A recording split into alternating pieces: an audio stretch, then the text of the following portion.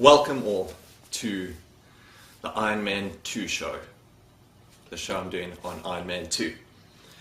I'm really excited about this film. It's a major 2010 release. It's been released on the 7th of May. And what I want to do is just go through a little bit of the Iron Man history, specifically the Iron Man 1 film, to give a bit of a recap, what we can expect in Iron Man 2. I'm not going to give any spoilers away.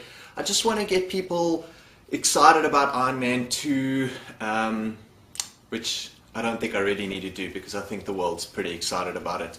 But I just want to do a little bit of a recap. So in terms of history, Iron Man is a character created by Marvel.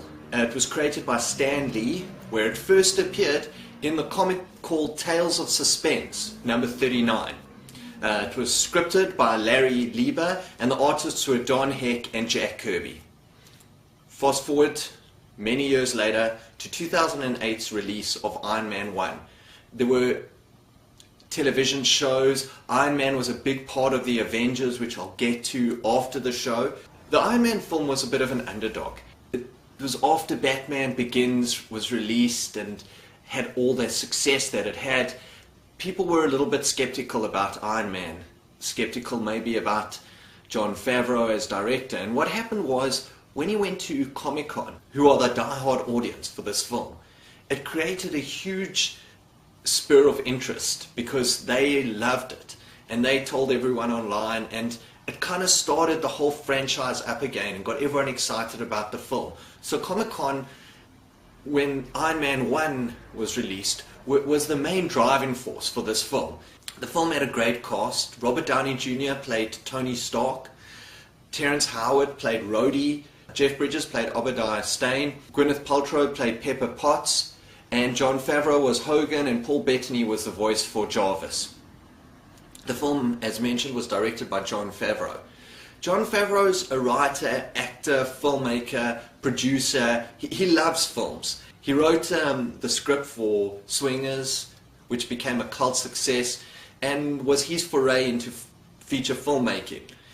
He wrote Made. He was also the writer behind Couples Retreat, which he acted in. His filmmaking directorial credits are Made, Alf, Theroux, which was this big space adventure film, which obviously got him initiated in big special effects, which he employed in Iron Man, which he directed, Iron Man 2, and he's directing a film called Cowboys and Aliens next. The cinematographer of Iron Man, interestingly, is a guy called Matthew Libatique. He first started shooting films for Darren Aronofsky. He shot Pi, then he shot Requiem for a Dream for Darren Aronofsky.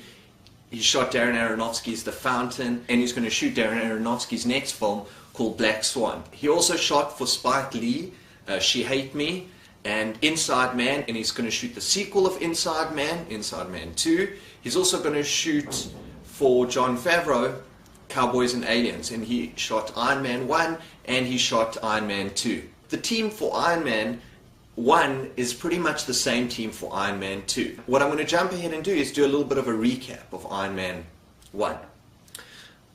Tony Stark, being played by Robert Downey Jr., engineer, genius, playboy type character. He runs Stark Industries, which is a weapons supplier, and they create new technology, new age type weapons. He was in Afghanistan demonstrating a new missile, and he was captured. That was kind of in the beginning of the film. And what his captors wanted him to do was assemble a missile for them, so they could obviously use it against America. And while he was being held prisoner, he created this armor suit, which obviously has become a legendary part of Iron Man, and that's his suit. Because Iron Man's a character, unlike Spider-Man and Superman, he can't do anything. He's a human being. He's like Batman, and his main weapon is the suit, and obviously his intellect and charisma and drive him to fight evil. He used this Iron Man prototype suit to escape. Back in the US, he made an announcement that his company would cease making weapons, and what he did was he used this time to create and perfect the Iron Man suit, which is the integral part of Iron Man. He found out that Obadiah Stane, his second in command, played by Jeff Bridges, was selling weapons to the insurgents.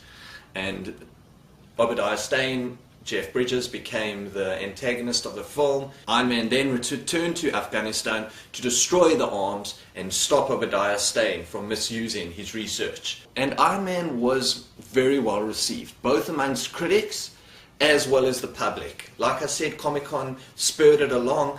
It was a huge box office success. The film's budget was $140 million, and it went on to gross internationally, just in the cinemas, $585 million. Obviously, DVD sales, television, merchandise made it into a hugely successful film, which spurred along the sequel. Now a little bit about Iron Man 2. Iron Man 2 is written by Justin Theroux, who wrote Tropic Thunder. That's where Robert Downey Jr. met him, who was the writer on Tropic Thunder, and Robert Downey Jr. was in it. And he introduced him to Jon Favreau, and he became the writer for Iron Man 2. It's got most of the same cast: Robert Downey Jr., Tony Stark, Gwyneth Paltrow, Pepper Potts. Jon Favreau's back as Hogan, Paul Bettany, the voice for Jarvis. The one thing that happened, though, was that Don Cheadle replaced Terrence Howard as Rhodey, War Machine. The new characters introduced: Mickey Rourke is the main villain, Ivan Vanko, who's Whiplash, Sam Rockwell is Justin Hammer, Samuel Jackson is Nick Fury, we've got Scarlett Johansson as Natasha Romanoff, who's Black Widow. So it introduces a lot of new characters. The story of Iron Man 2 centers around the fact that the world now knows about Tony Stark's double life as the armored superhero Iron Man with his amazing suit he uses to fight evil. And the government now want the technology for the suit, so they can use the technology with the military. Tony Stark's unwilling to let go of this technology. As the government keeps trying to duplicate the suit, they get assistance from Tony Stark's rival, Justin Hammer, who's played by Sam Rockwell. And Rhodey, who's Tony Stark's friend, kind of gets in the middle of the conflict between the government wanting the suit and Tony Stark unwilling to give it to them. So again, that's where Sam Rockwell comes in and says he's going to design the suit, and then he pairs with Whiplash, who's Mickey Rourke's character. There's also Scarlett Johansson, who comes along. She's this new assistant of Iron Man, because she's part of Nick Fury's SHIELD, which starts falling in line with the Avengers storyline. We're going to see whether it's going to top the international $585 million gross that Iron Man took.